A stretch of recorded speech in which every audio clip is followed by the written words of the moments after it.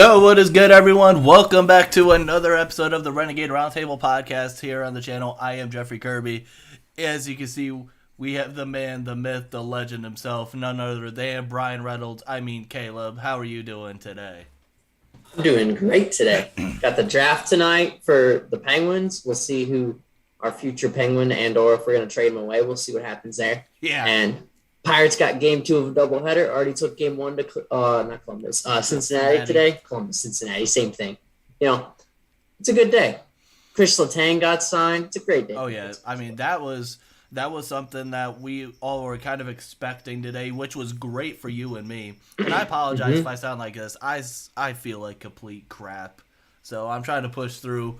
This is definitely going to be a backpack show for Caleb, so I'm very excited to see that. But do you think it was the Yankees fans that got you sick?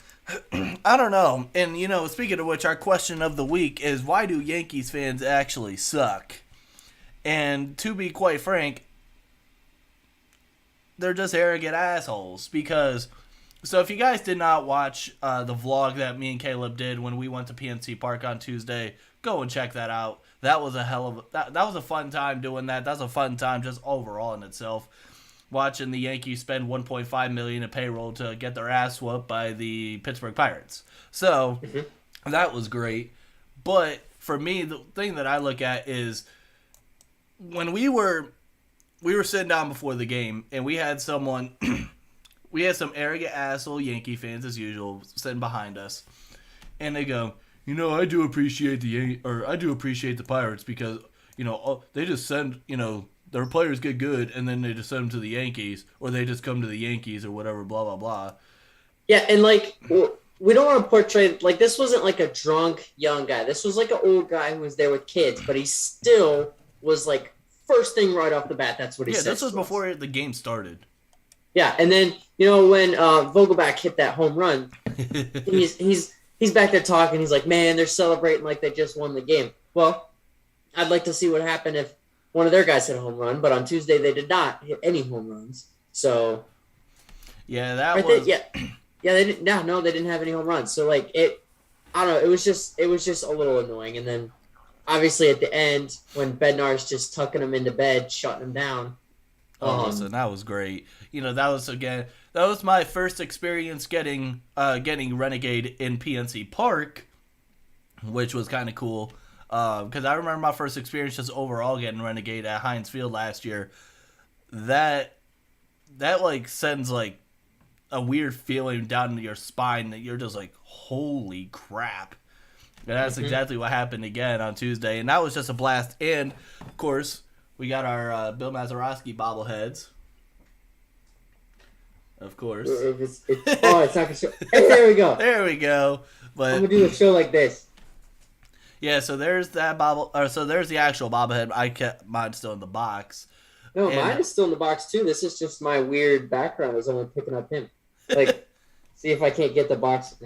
But there we go. But yeah, it was cool because we got to see Bill Mazeroski throw out the first pitch as well. So that was really cool. And yeah, you know what was my favorite part about this? And we'll get to the actual Kris Letang stuff here in a second.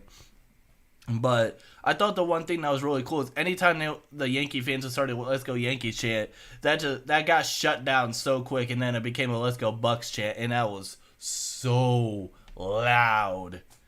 Now, see, when we did that on the road, I went to the Pirate Series in Cleveland in 2018, and whenever at that point Indians and their few fans would do it was probably 50-50 that game with Pirates and Indians fans. And anytime the Indians would have any type of chant, there was just a way louder "Let's go Bucks" chant that would drown it out, which was great. So it was nice. It felt a little like a road game. It was probably 60-40 with Pirates fans to Yankees fans. It was probably more 50-50 on yesterday's game, but it was nice to see the place sold out, though. That was cool. Yeah, that was cool because that was the first time since before COVID. Yeah, that's the first time I've seen it that full since. Now, I've seen it close with like the Stallings walk-off Grand Slam game last year or some firework nights or Hawaiian shirt night. It was full last year when I was there. But I haven't seen a sellout since in the 2013, 14, and 15 years when we were competing. So maybe if Nutting would spend some money, fans would show up. Yeah, and like I said, what did I say to you? I was like, telling Bob Nutting to spend money is like trying to tell me, a fat ass, I need to go on a diet. We know, it's just we don't do it. Maybe we could all jump together. Yeah, we could also joke about how I had to go up 7 flights of stairs and I was literally dying in your father's back seat. Yeah, if you haven't watched the vlog, go watch that part. It's right there at the end. Oh my god, I was literally dead. I felt like a Mack truck hit me and I did a marathon. Yeah, but Pirates won. You got some exercise in. It was a good day.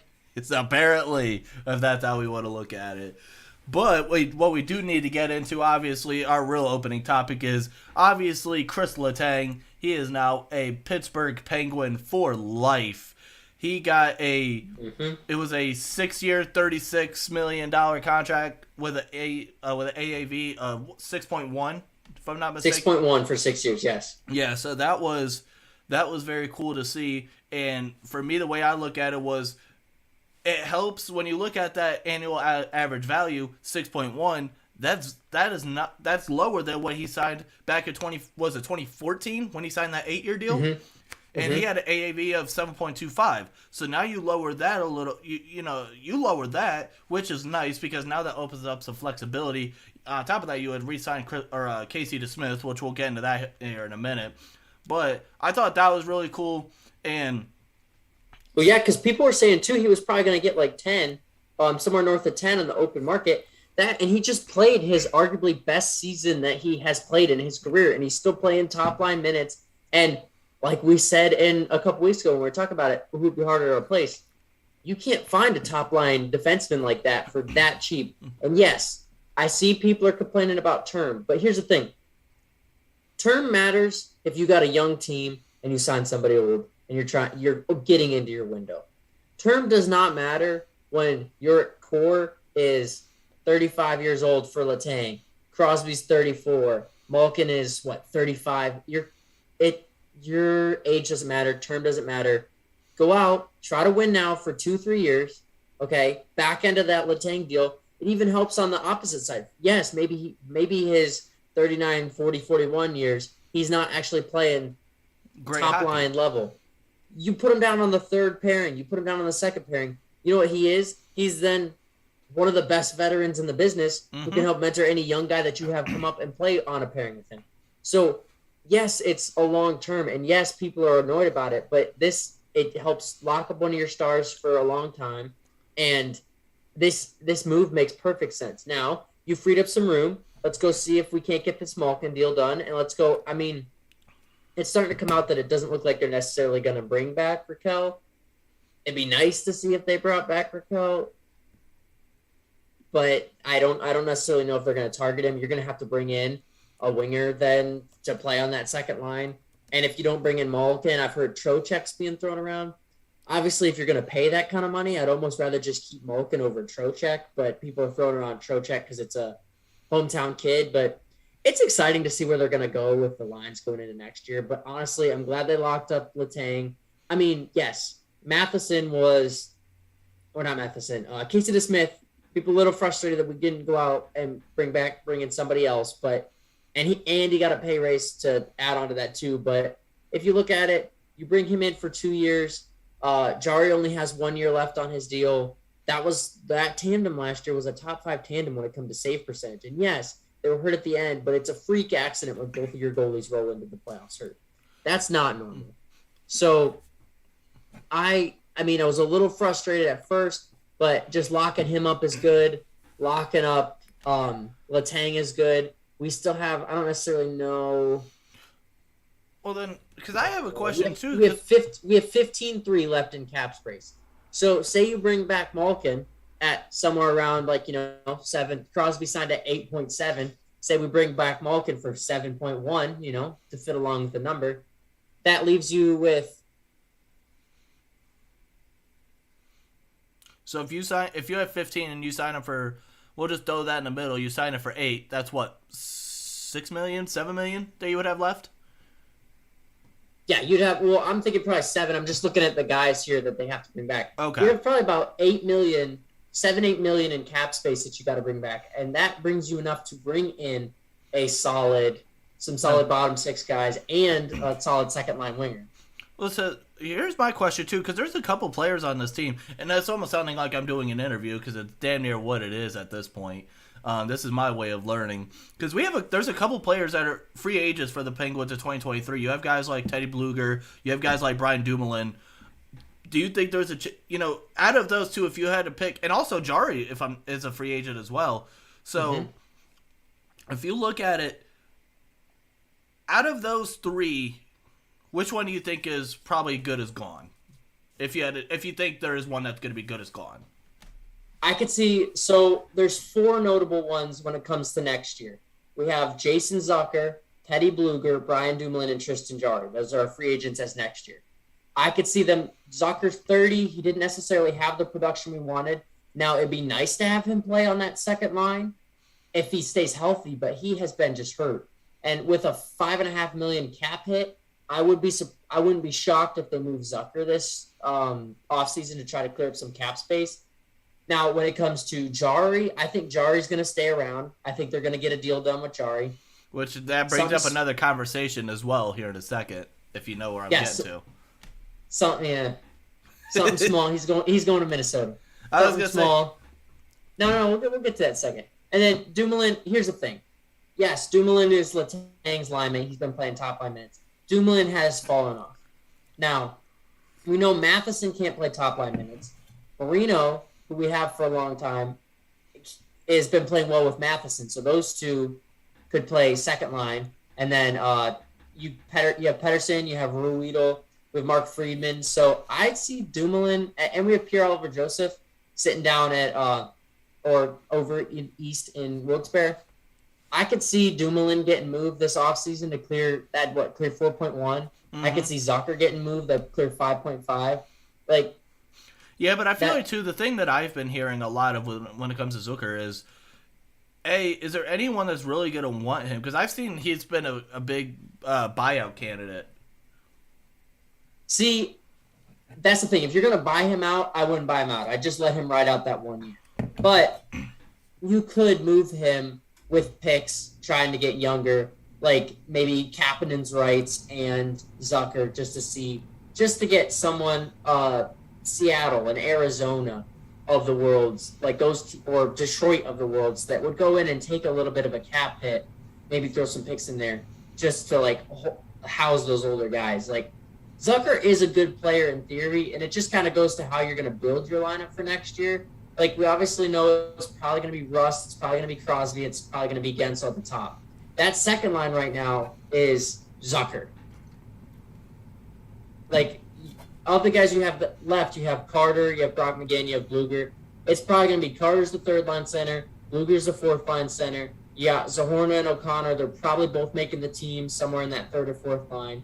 Brock McGinn somewhere in that third or fourth line. So you still need to bring in, at this point, effectively a second line. So Zucker, to be on that second line, I could see them keeping him. Between Dumoulin and Zucker, I could see either one getting moved. I feel like Dumoulin has a little bit more return on value that we could get back for him maybe, but I don't know. It'd be interesting to see because they kind of have to build that second line, kind of have to build that third line, and it'll be interesting to see what young guys they bring up. Yeah, because I also, obviously when it comes, Kasperi Kapanen, he's only 25? Yeah, he's only 25. And then another name, I don't remember if you mentioned his name, is Evan Rodriguez as well, because he's a free agent as well, if I'm not mistaken.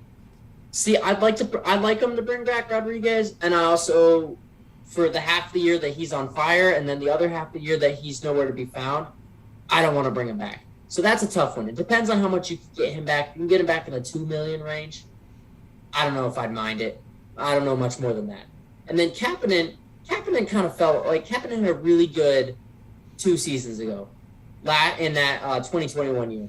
This past season, he did not look well at all. And we see Malkin even today, when the Penguins posted their like the Letang deal on Instagram, Malkin came out and said that he sure would like to have to play against Letang, but then he also said Kapanen should be next. Well, I don't see Kapanen getting a deal with the Penguins, but I could see them moving his rights to. I could see them moving his rights with, say, a Zucker and a pick for just kind of anybody, just to clear space out of the way. But the one restricted free agent that I see them getting a deal with, and I'd like to get a deal with the most forward-wise, like obviously Malkin, just to have that second-line center. I'd like to see them get Raquel done, but if they don't get Malkin or Raquel, that third guy would be Dan Heinen. I was just getting ready to ask, is Dan Heinen the guy you were talking about? Yeah, I'd like to see him bring back Dan Heinen. And then we're going to get key additions with Zahorna and O'Connor. Both of those players are going to be making the team next year. They were one of the last rounds of cuts this past season in camp. I could see both those guys making the team. Those are young players. Those are players who want to fight. Same with Pierre-Olivier Joseph. So this team's not dead in the water. This team's going to have money to go out and get some people. But sure, let's get this Malkin deal done. It really helps that Letang didn't get in the 8 or 9 million range, and he's 6.1. That's kind of huge. Yeah, I mean, I don't really have much to say. I can't. All I know is, well, here's the one thing I will ask is, and this is something that happened while you and me were together on our way to Pittsburgh on Tuesday, was the re-signing of Casey DeSmith, which, in a way, it seemed like it shut down a rumor that kind of started to happen, which was was a rumor that came around, I forget who it was, of the possibility of a Fleury coming back. And it was weird. And then you have that happen, and then there are some people that are like, no, that still can happen. It's like, okay, I don't think he's going to want to go on a... I don't think the Penguins are the team, maybe his number one team. He would want to go on a team that probably legitimately can contend. And I just don't see the Penguins right now being on that, top whatever team of contending for the Cup, if you get what I mean. Now, the Penguins could, though. I would have to. Well, no, I'm not saying they can't. We're in that next tier of teams. That's what honestly, I was going to say. Maybe that tier if 2. If Fleury's gonna go to any team, if he had to pick any team out there, guarantee you he's signing with the Penguins. He's still got Penguin in his blood. When he turned down a deal with Washington last season because he didn't want to go play, or he did turn down a trade with Washington because he didn't want to go play for the Capitals. Fleury would love to be back in Pittsburgh. The reason why Fleury isn't going, I don't see Fleury coming back, and the reason why they brought it back to Smith is they need that second goalie that isn't going to be every single night. That Tristan Jarry is the number one goalie on this team, and every single night that if DeSmith is playing and gets his time, that's cool. But when Jarry starts, you don't hear any fans clamoring for DeSmith. If you bring back Fleury every single night that your number one goalie goes out there and plays, you're gonna have fans freaking out on Twitter. You're going to have fans losing their minds and overreacting because Fleury isn't playing. They want 2009 Fleury back. They want early 2000s Fleury back. And you got to remember, too, Fleury had a long string of playoff runs from about 2011 to 2015 where if Fleury was just a little bit better, we would have made it, and Fleury just laid absolute goose eggs, Tristan Jarry-level goose eggs in the playoffs. So... and he's older. He's a little bit inconsistent. He was one of the worst goalies I feel like he even was the worst in the first round with goals against average and save percentage for Minnesota last year. I don't want to bring back Fleury. I like Fleury. His number's probably going to be hanging in the rafters someday at PPG Paints Arena. But I am so glad that they did not bring him back. Just purely say even they brought Ben back now. Say the Steelers brought Ben back. But you were going to go out and Kenny Pickett was your number one guy. Every single game that Kenny Pickett or Mitch Trubisky starts, who are the fans going to want to be playing quarterback instead? Mason Rudolph? No, not Mason Rudolph. Nobody wants to see Mason yes, obviously Rudolph. Ben Roethlisberger, yeah. That's what I'm trying to make. What I'm trying to make there. You can't bring back Fleury. You can't. We all wish him well. We thank him for what he did here. Sucks when we lost. The core went down from 4-3 when we lost him to the Golden Knights. He was stolen from us. But Tristan Jarry is our guy. We can't bring in someone else to take that away.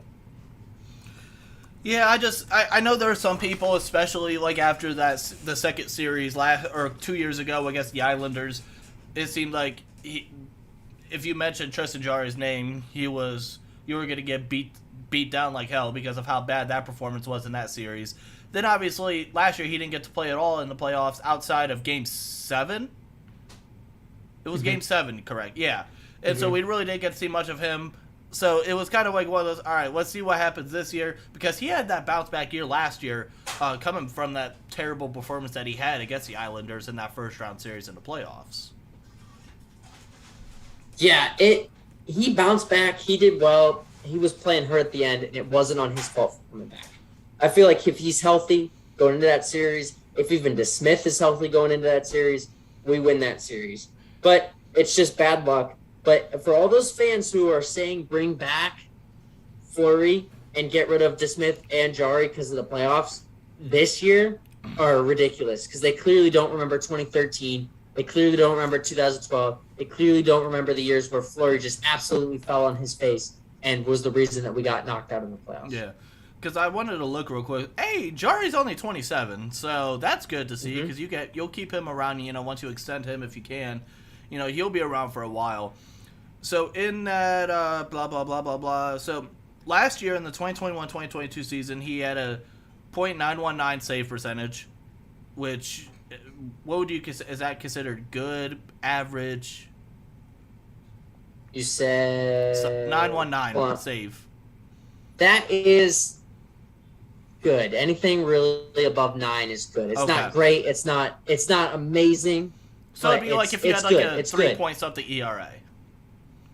Yeah, that's a 2.28 ERA is what that. Okay, and then you look at it too. You look at the career playoffs for him. That drops to .891, which does not. I mean, obviously, it dips below that threshold of what you said you would like to be above 9. But I think at the end of the day, I don't know. I would like to. Yeah, but he has 8 playoff games to his. He played the 1 year where we lost to the Islanders. Like he has 8 playoff games. He came in relief. Murray one time in against the Canadians, and then Murray was the one that lost the series to the Islanders the time before that too. So Jarry has 8 playoff games, and it stinks that he was hurt because this was that redemption year that we were looking for. But he just was overworked. That's why we needed DeSmith. Well, and if you look at with DeSmith last year had a .914 save percentage, which for a backup goalie, you'll take that. I think you'll take that all day long. We had a top when it comes to goals against average and save percentage. We had one of the top 5 pairings in the NHL. And he has a career .915 for his career in the NHL, and he has a point in the playoffs last year in that one game before he got hurt. He had a .941 save percentage, and okay, wait, that was his only career playoff game? Wow, I didn't realize that. I thought I was getting ready to make another point, but I didn't realize that was his only career playoff game that he had, because that's according to NHL.com.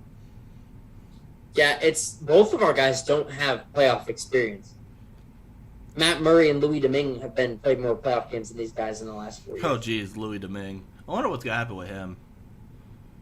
I don't even know. He's an unrestricted free agent. He's probably going to get signed by. Let's see. Detroit. He could take his spicy pork and broccoli and his so last year's playoff, yeah, he had a .898 save percentage in his career. So I mean, yeah, that's not that good. So that's something I think we're starting to notice is like just overall.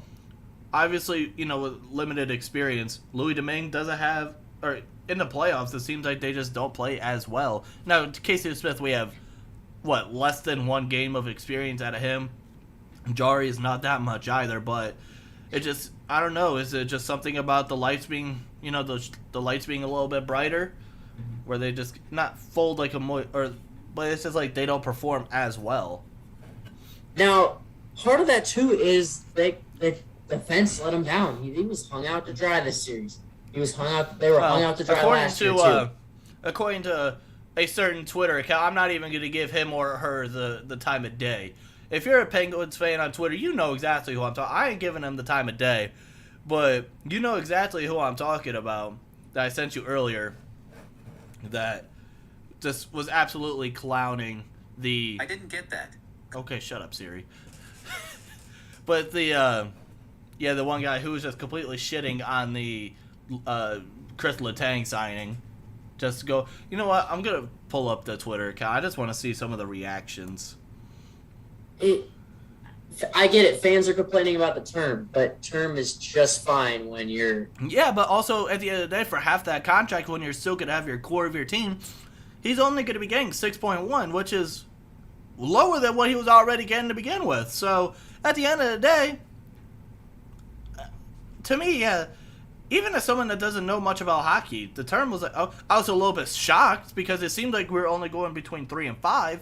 But at the end of the day, now if you would have got only a 3-year deal, you would have probably been what, maybe 3 for 24. So that'd have been 8 million. Yeah, if you're getting him a 3-year deal, he wants north of 8.5. So I'm fine with saving money and putting him a little longer. Plus, then he can, like I said earlier, be that veteran for your younger defenseman. Yeah, so that was one thing, too. I thought about it for a second. I put it together. I'm like, you know what? That's actually not bad at all. So here's a couple of funny tweets from this character on Twitter.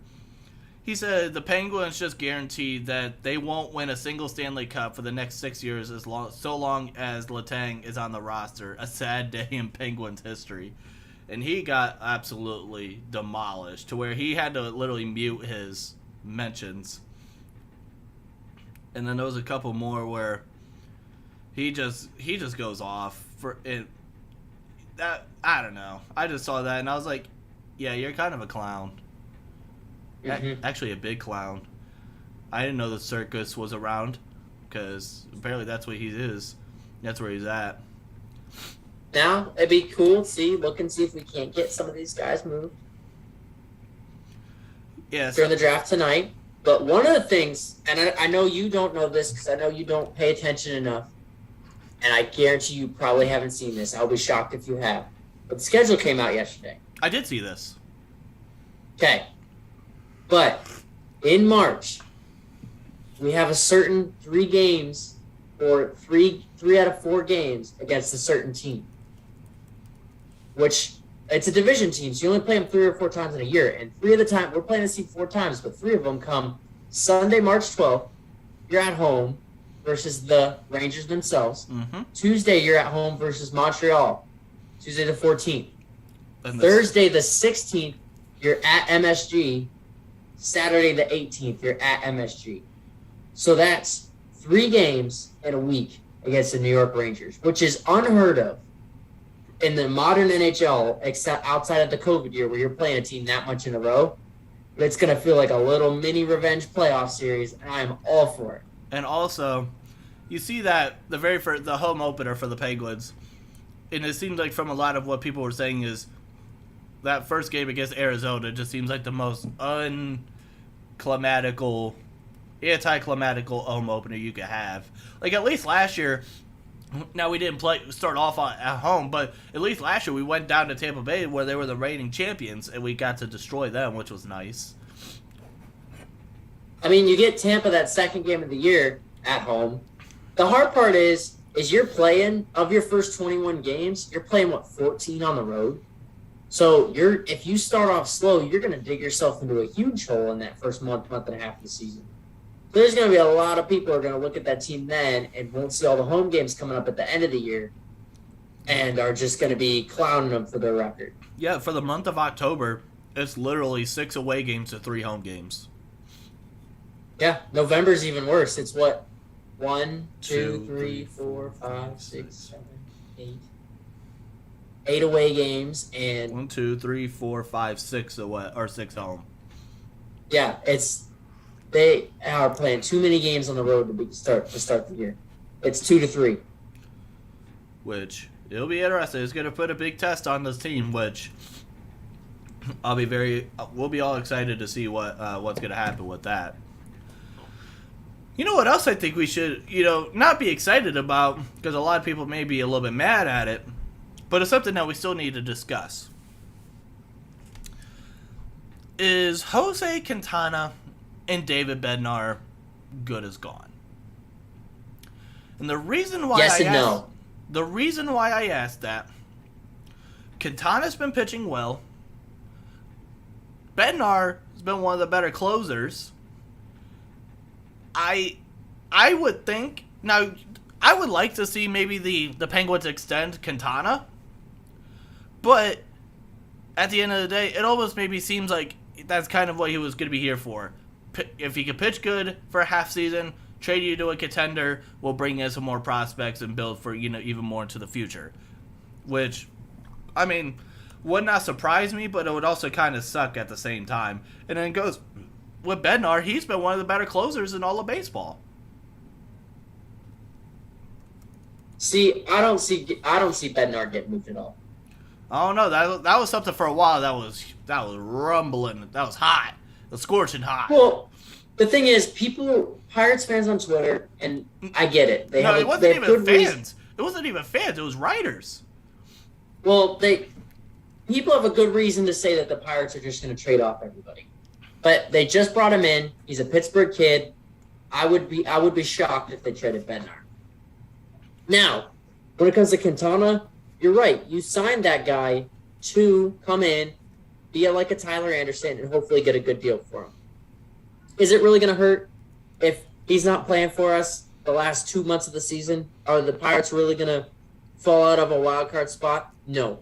But I'd like to see him start to go out and extend some of these pitchers and get some pitching help, because we don't have pitching help right now. That's the one thing in the system. You have Priester, Burrows, Cody Bolton, and that's pretty much it coming up your system. I might be forgetting someone here and there, but for the most part, like, you don't have starters coming up. So Keller's looking like he's figuring it out. Brubaker's pitching decent. Contreras is pitching decent. And then you have Zach Thompson and Quintana. And Thompson, yes, he's a little bit of a veteran to bring into that staff. Still younger, or barely older than Brubaker. But he has just somebody who it seems like he's more of a veteran presence, which is weird because he has less service time than Brubaker, less than Keller. But I'd like to see him extend some of these guys. And I'd like to see them give these guys longer contracts from the beginning. Like, when it comes to Quintana, why didn't you give him a 2-year deal from the start? Like, it's frustrating because you brought him in to trade. Now, I get it. You brought him in to trade him. But we just want to see somebody stay. Now, when it comes to the guys I could see getting moved, I could see Stratton getting moved. I could see Quintana getting moved. And I could see Gamble getting moved. And if those three don't get moved, I will be shocked. I could see Newman getting moved. And as soon as Newman comes up, if they don't DFA Van Meter, I'm going to be a little bit frustrated. Now, but I do want to say, so one thing is, while you were talking, I looked up a couple MLB free agent or trade deadline candidates, just throughout MLB. I already know what I'm pretty sure I know what your reaction is going to be for this one. This was a little shocking. I don't think there's a chance of hell it happens. 2 top 100 prospects and an MLB ready player. You know exactly who it is, huh? 2 top 100 prospects and an MLB ready player. That's what Cherington wants. For Brian Reynolds. So, yeah, that's what Cherington wants. So, unless you're ready to give up 2 top 100 prospects and an MLB ready player, and the Pirates are going to be 2 top 100 prospects can probably be position players. But if you don't have an MLB ready starter, they're not giving up Reynolds. Now, it's the Pirates, so they're probably going to give him up for a box of rocks and Endy Rodriguez. But it'll be frustrating if they don't, because they don't need to move him. You have still, 3 more years of control on that guy? 4 if you include this year. You don't need to move him right now. I don't know. I was talking to an Indians fan today, and he was saying he was like, he was like, yeah, we can't wait we want Reynolds. We want him so bad. He would help our outfield. I'm like, yeah, you're probably going to have to give up that number 1 prospect. Who am I thinking of? Number 1 pitching prospect you guys have? There's Nolan Jones, but he's not. No, it was your future ace. Well, it ain't going to be Shane Bieber because I think they're going to end up trading him at some point. I'm losing my. Hold on, I'm looking it up. Top prospects. I'm looking to see who it is. All right, this is according to MLB.com. Right now, there's Daniel Espino. He's in Double-A. Wait, no, that's okay. And then you got Gavin Williams. He's in Double-A. So those are the top 2 prospects in terms of pitching. Let me look. Who is the guy? Espino. That's why I said, yeah, he's the number 1 pitching prospect. You drafted him a couple years ago. Like that's what's the asking price going to be. It's going to be an MLB ready player and 2 top 100 prospects. And I keep seeing this thrown around where people get a little bit frustrated when they say, like, oh, the Pirates are listening for offers. Everybody's listening for offers. The Angels are listening for offers for Shohei Ohtani right now. If someone pulled up, that doesn't mean they're going to trade him, but you're listening to offers for everybody. That's what you do. That's what you are as a GM. Well, I was going to say, I do agree with that, because if you're not doing that, you're not doing your job. Yeah, if someone came up and was like, hey, if the Yankees pulled up to the Angels and pulled up in a limo and like their GM got up and walked in and said, hey, we'll give you our number 1 prospect, number 2, number 3, number 4, number 5, number 6, number 7, and Aaron Judge. The Angels are going to take that.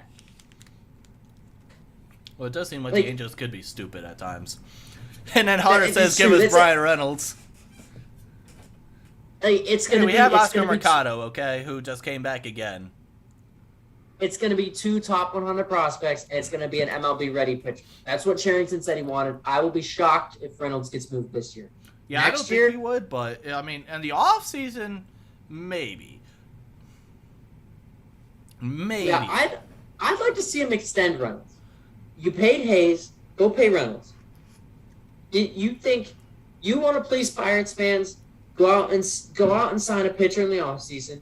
Go out and bring back Joe Musgrove, and go extend Brian Reynolds, and you'll please Pirates fans. Hunter says, I'd give you guys Daniel Espino for Brian Reynolds and more. Espino is the number 11 prospect in baseball. Now that's what it would have to take. It would probably take an MLB ready player, him, and another top 100 prospect. But I could see it happening, and it would. Like I was talking today with the one guy. It would probably make a lot of sense for both teams. But unless it's an overpay, Reynolds isn't getting moved. Now, Gamble, Quintana, Newman, Stratton, those guys are all getting moved. If anybody offers them anything for the deadline. Now, if we get Carter Binns back like we did for Tyler Anderson when it comes to Quintana, a lot of people are going to be a little frustrated because Quintana's pitching out of his mind, and he's a lefty, and people don't like it makes him more valuable to be that good. Right. But we'll see what happens. I'm excited for the trade deadline to see who gets moved. I'm excited to watch this team for the rest of this year. And Parker, so Hunter's brother says, Brian Reynolds, O'Neal Cruz, and keep Brian Hayes for Ernie Clement. You can't say no. Brian Hayes is not going to get moved until probably 2027. And he's trolling. That is a... Oh, yeah. There's no way you trade your number 1 prospect in a season you just brought him up. Oh, Parker, you are something else. I will say that you are definitely something else. I do want to say too. God, you're so smart, Parker. You're definitely my brother. Yeah, I bet so. Now, if I'm not mistaken, so Henry Davis, the number 1 prospect now, I would say, for the Pirates, catcher, he's in Double-A. He just got hurt, or it was just announced that he was hurt for a little bit. I'm going to be very curious to see if do you think at all maybe in 2023? I don't think that it's going to happen this year. Excuse me. I don't think they're going to do, who was it that they brought up straight from Double-A? Was that Sawinski? That they brought straight from Double-A? Sawinski came up from Double-A, I think. Okay. Well, that's what I'm thinking of at least. Aguero did, but that was just an emergency move. Yeah, well, and then we see what ends up happening. He ends up tearing. Now, see, Henry Davis was drafted for his bat. His defense behind the plate isn't necessarily there. He's an offensive catcher. So I could see him getting moved to another position just because he seems to be injury prone and he seems to not be hitting well, which is a little bit frustrating. But then again, this is his first year. he leads, I think, minor league baseball in hit by pitch. So he's like and that's out of his control. It's not like he's crowning the play or anything. He is like the most unlucky minor league baseball player out there. It's funny you mentioned about his bat, because Hunter says here, I hate using Henry Davis in MLB The Show. I can't hit with him in Diamond Dynasty. That's kind of funny. Well, he seems to not be hitting in real life either. So I'd like to see him start to hit. Another guy that I'd like to see start to hit is Nick Gonzalez. Both of those guys it's our 1 and 3 prospect, and they both just really aren't hitting right now. Well, on MLB.com, you said Nick Gonzalez, right? Because now, will it happen? We don't know. He's actually, it was according to here saying his ETA to come up is 2022, which he's not coming up this year. He might come up next year, but he's got to start hitting the ball more. I'm interested to see Mike Burrows, which he obviously won't come up this year. Mike Burrows, Cody Bolton, and who else am I looking at on this list? Oh, and Ji-Hwan Bae. Those are all guys that are going to be making their debuts next year that are solid. Like, we have some solid guys coming up. And yes, trading Reynolds would bring up, it would help boost your pitching staff if you brought in a MLB ready starter, 2 top 100 prospects. But Sawinski is the outfielder for the future. He's going to be here the next 2 to 4 years. And you have Swaggerty, you have Cal Mitchell, you have these other guys, and O'Neal Cruz if you move him to the outfield. You got Matt Frazier coming up. You have Lonnie White Jr. coming up. You have you have the outfield guys, but it would.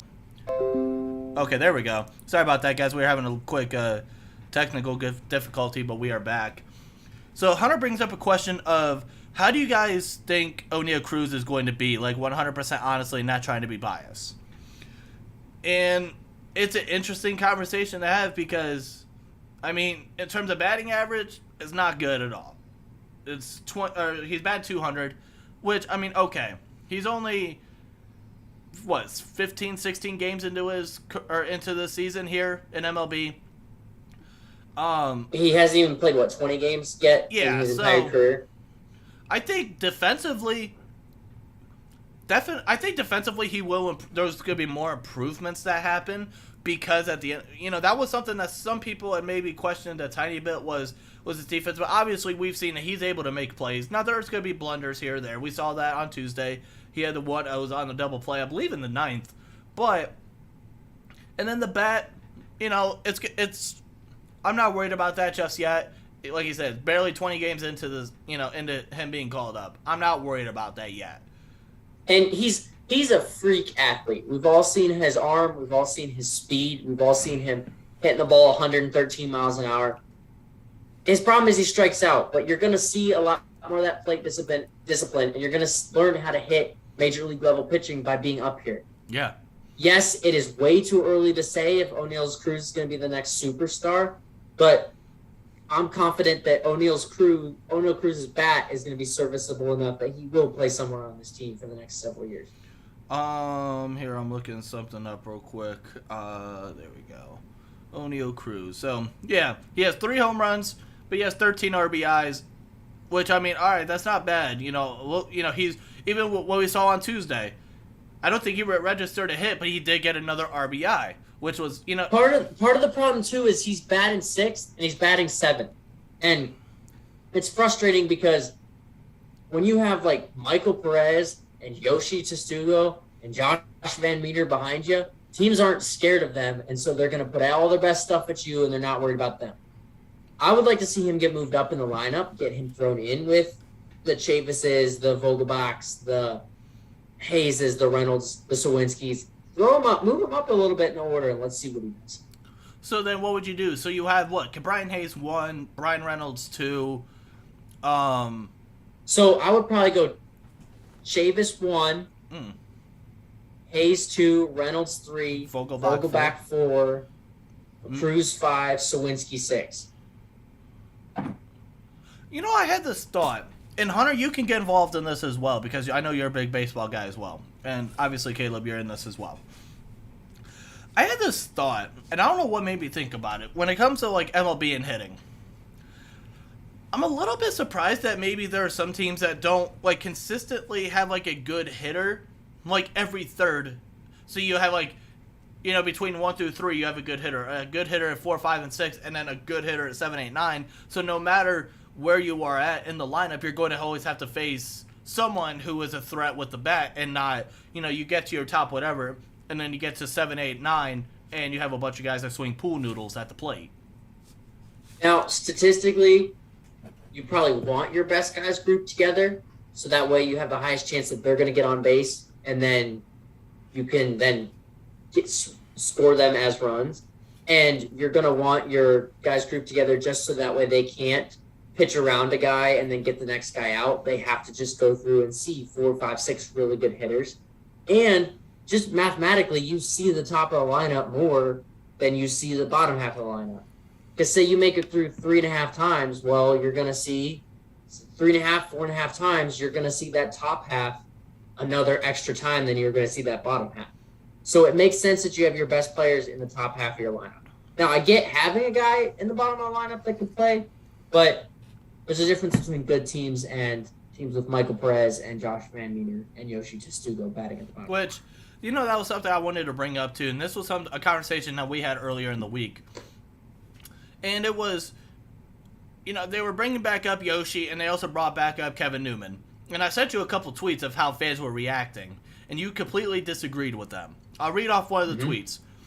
So this tweet was reiterating that Kevin Newman was going to play some shortstop and second base when he returns. And this fan tweeted out, "This is the last thing people want to hear right now. It's astounding how bad this organization is at messaging and saying things in a way that doesn't anger loyal fans." See, people are freaking out about the whole Kevin Newman thing. You know what? I'm fine with Kevin Newman coming up, getting some playing time, and maybe getting hot and see if we can't move him at the deadline. Yoshi, you paid the guy $4 million to come play. Yes, he should not be playing first base. He should be your designated hitter. But you know what? You brought in 2 designated hitters that bat left-handed. Yeah, I was going to say, too, because you have Vogelbach as well, so it's like, what the hell are you going to do there? What are you going to do? Just wait till you have another game where you go down 11-0, you just put Vogelbach out there as pitcher? That would be entertaining. I would love. Obviously I don't. I would prefer if we were up 11-0 and we just put out like Vogelbach. That would be hysterical. I would pay to see that. Yeah, I don't know. You paid Yoshi. That's why he's on this team right now. Maybe somebody will give you something for him at the deadline. But Newman makes sense. I don't understand why Newman gets all the hate that he does. I get it. He's not amazing. But so he's been a solid player for us. Ironic. He's been a solid player for us the last 4 years. I don't know why he gets all the hate that he deserves. So I actually have another tweet for you that kind of involves that. And this was another, I believe this was from the same original tweet about Kevin Newman saying he was going to play shortstop a second. This person goes, "Kevin Newman had a .574 OPS in 148 games last year. He's also 28. Why are we doing this? What purpose is there in giving him more playing time?" Because he's a solid defender, and you're trying to see if somebody who has an injured infielder can pick him up at the deadline. Like, it makes sense that they're playing him. I don't know. He gets hate for no reason. You know what? You know what we should do? Tweet out. We should have, because I want you to do it, because you tweet out on your account why, I don't know why Kevin Newman gets so much hate. I'll retweet it, and we'll have the Renegade Roundtable Twitter retweet, and just see what kind of responses you get. We'll see if it blows up. We'll see. Yeah, because I mean, also, yeah, because you have still guys like, again, Josh Van Meter, who, yeah, if he's gone, great, cool. Diego Castillo, he's one of those guys that's been playing a little bit, he's been playing some second base as well, which I think part of it could be they want to see more of maybe Diego Castillo, but, I mean, at the end of the day. I'd like to see Van Meter get DFA'd for Newman, and then Newman moved at the deadline and Marcano back up in his spot. That's all optimum, or optimally what I would like to see.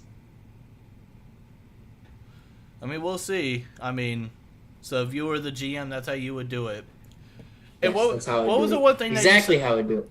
And you know what exactly will happen, because like you said, fans will say, "Damn, this Caleb Flatt guy, he doesn't know what he's doing. He he doesn't have a grasp on the fan base," because that's what they do with everything. I tweeted out a video today, and it was the Chris Sale just destroying everything. I said, Pittsburgh Pirates fans, whenever the Pirates do anything. Yeah, the Pirates could win a World Series, and half their fan base would be pissed that they didn't win anything from 2025 through, or 1979 through 2025. All those years, Pirates fans would freak out that they didn't win, and they wouldn't celebrate the one World Series that they got. We're going to win, and they're going to talk about the 58-year drought that we didn't. And it's going to be annoying. And I hope every single one of these angry Pirates fans just absolutely shuts up when we win our 2025 World Series championship. I'm going to buy the hoodie. We'll see what happens. I might get off this show tonight and go buy the 2025 World Series champions hoodie. You know, I was just looking at that hoodie today.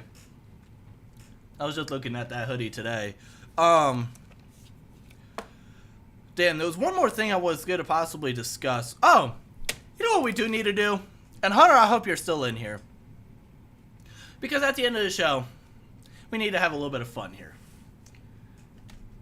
Now, we're not really necessarily talking Steelers. But we are going to talk a tiny bit of football, because I just want to laugh at the fact that... Hold on. That's a record. We went 52 minutes, and I think that's the first time the word Steelers has been mentioned. Yeah. That's a record.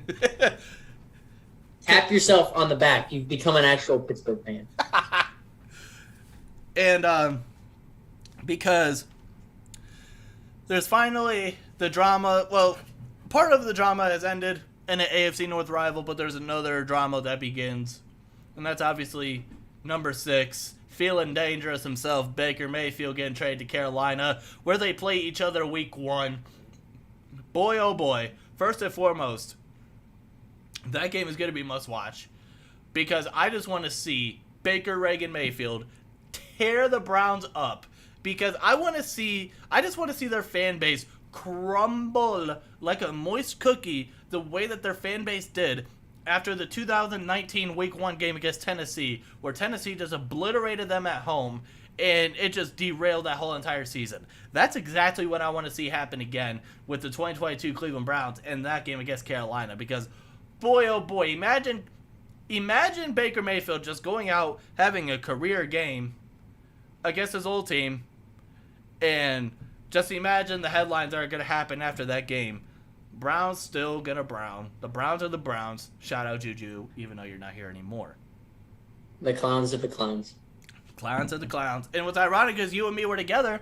We have a video of this when we both reacted to Baker Mayfield requesting the trade, which is ironic. That was funny. That was a fun video. Because that was your first actual video that you were a part of. Yes, outside of one of our shows. Yeah, outside of our shows, yeah, which was cool.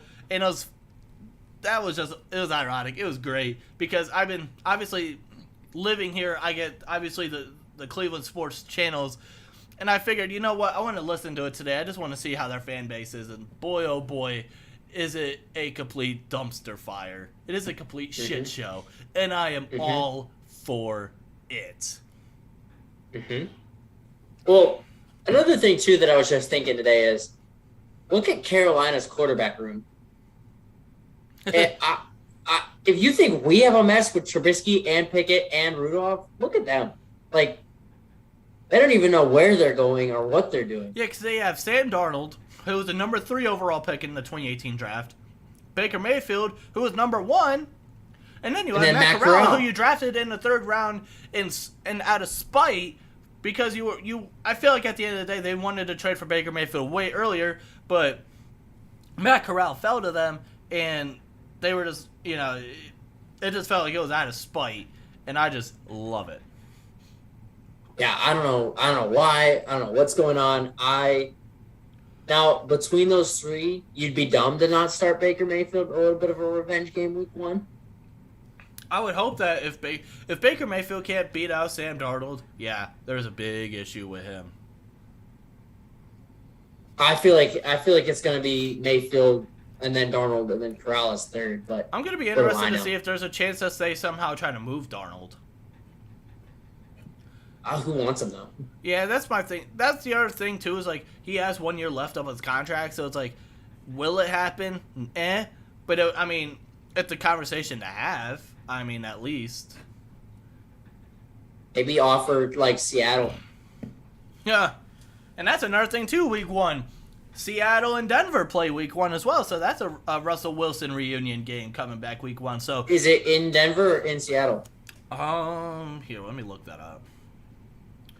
That game is... Come on. My computer's going dumb. My computer's still going dumb. Alright, let me look this up here on my phone.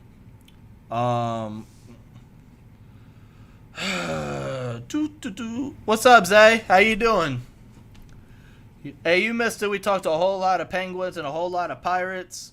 Obviously, we're clowning the clowns, a.k.a. about the Baker Mayfield trade. So week 1, that game is in... It's a Monday night game in Seattle.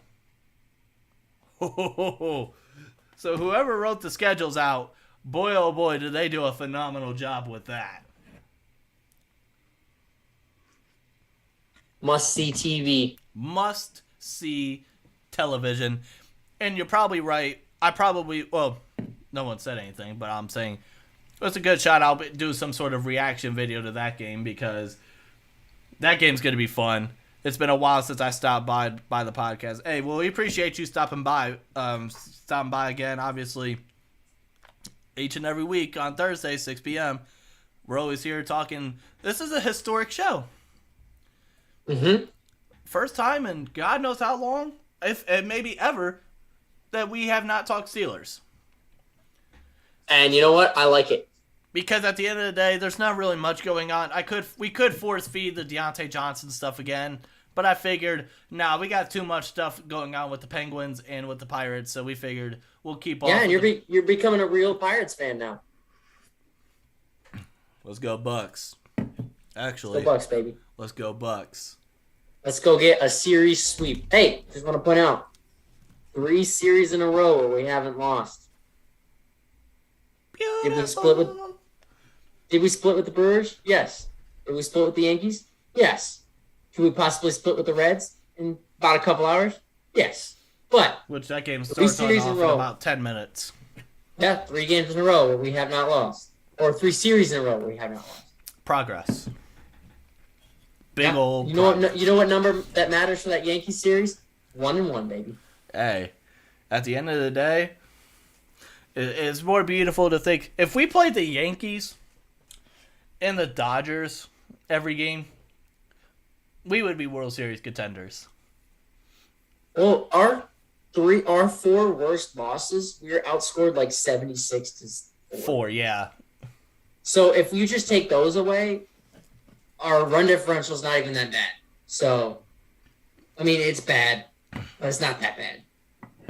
Hey, we'll take whatever victories that we could get.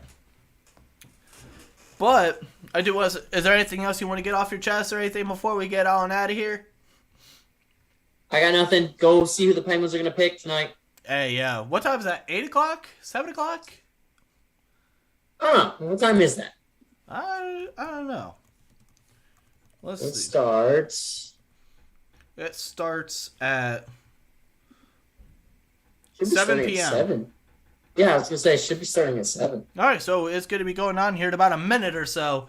So make sure as soon as you're done with watching us here, go and check that out.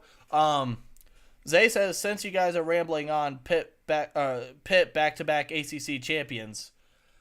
Woo! I mean, it's very well possible. It's very well possible. Pitt could go back to back and be the final 3 ACC champions in ACC history at this point. Who knows what's going to happen? Here's the thing with that. So the teams that are locked into the ACC, there was someone who covers college football who was on this yesterday. He was the one that broke the whole ACC thing.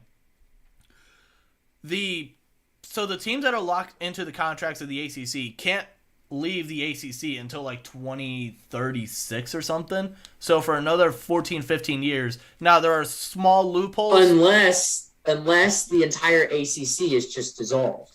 And then there is no ACC to leave. Yeah, but I think at the end of the day, with the contracts and so say for an example, Clemson leaves to go to the SEC. We'll just use that as an example. Mm-hmm. They're still locked in that ACC contract with ESPN. Their games are not going to be a part of the SEC. They're still a part of the ACC. So at the end unless of the only way they get out of it is some minor loopholes and the whole ACC getting dissolved. But then again, in 2 years. Who knows? Because 2 years from now, if I would have told you that UCLA and USC were going to be in the Big Ten, what would you have told me? Well, if you had told me 2 years ago we would actually have NIL, I don't know how I would feel about it. Yeah, so who knows where it's going to go. But honestly, I could see Pitt going back-to-back. Back-to-back like a Drake diss. But, yeah, other than that, yeah, because that's the thing with that. And another thing, too, and there's like a certain threshold when it comes to like the contracts, like your television market value or whatever, blah, blah, blah. Because there were other rumors coming out about Oregon trying to join the Big Ten. But the thing is Oregon, because I know that affects you, because you are an Oregon fan. Go ahead, throw up your O. Here, I'll do it for you. There you go. I don't think I think there was something that came out that said there's not a chance of hell that the Big Ten will take in Oregon. I know for a fact there was a chance. They said there was not a chance in hell that not today, not tomorrow, not ever, that Pitt would join the Big Ten. Yeah, Pitt's not joining the Big Ten. Well, first of all, because you already have Penn State, so they don't care. They don't want to go help support that. The thing with Oregon, though, is people think, oh, there's not many TVs in the state of Oregon. Cool, but Oregon still is a national brand, and with the stuff tied in with Nike, any conference would be glad to have. What I could see happening, just real quick, my prediction, I could see Stanford joining the Big Ten. I could see Notre Dame joining the Big Ten.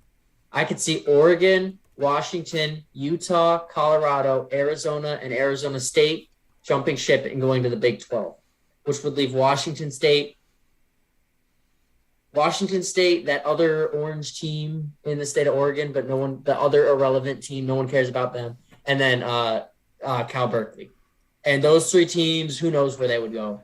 But my prediction is Stanford, Notre Dame to the Big Ten, and then Oregon, Washington, Colorado, Utah, and the two Arizona teams to the Big 12. And also, Zay mentions the Backyard Brawl is back. I'll make sure to have a reaction video to that game as well, because that's going to be a fun one as well. It's back for a few years, isn't it? I believe so. So hopefully that's a game that sticks around on their schedules. Yeah, because I mean that's a big rivalry when it comes to West Virginia fans and Pitt fans. Mm-hmm. But other than that, I think that's it for we got NHL draft to go watch. And I do want to say thank you everyone for tuning in. I hope you guys did enjoy. If you have not yet, go and check out our vlog of the Yankees-Pirates game. That was a blast. Go and check that out. And until then, hope to see you guys in the next video or the next live stream. I know Caleb he did not do a Pirates recap. His work has just been crazy. And we'll see what happens. He said it's back for another 4 years. So we have the Backyard Brawl back for 4 years. That's good. So we'll see what we can do over the next couple weeks when it comes to that. And if not, I'll try to get another tier list out because I had a couple people say they really liked my NHL, which is ironic because I think we're going to try to make a video where Caleb reacts to my NHL jersey tiers. So it's going to be a reaction of a reaction. I'm not gonna spoil it. Not saying anything. No comment. So what I will say is I showed him the video before it came out, and he.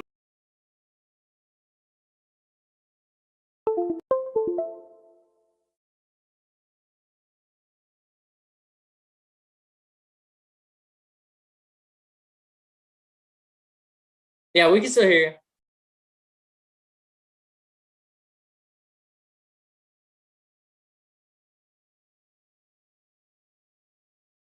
Well, honestly, though, that outside of look for another tier list coming up, look for maybe a Pirates video this week. Other than that, it's been a good show. Thanks for catching it with us. Go watch the Pirates. Go watch the draft. Yeah, because if you have a 2 TV setup, you better go do that. And again, yeah, thank you everyone for tuning in. It's gonna be a blast. It's been a blast. And until then, see you guys in the next video or the next live stream. Stay safe and peace out. See ya.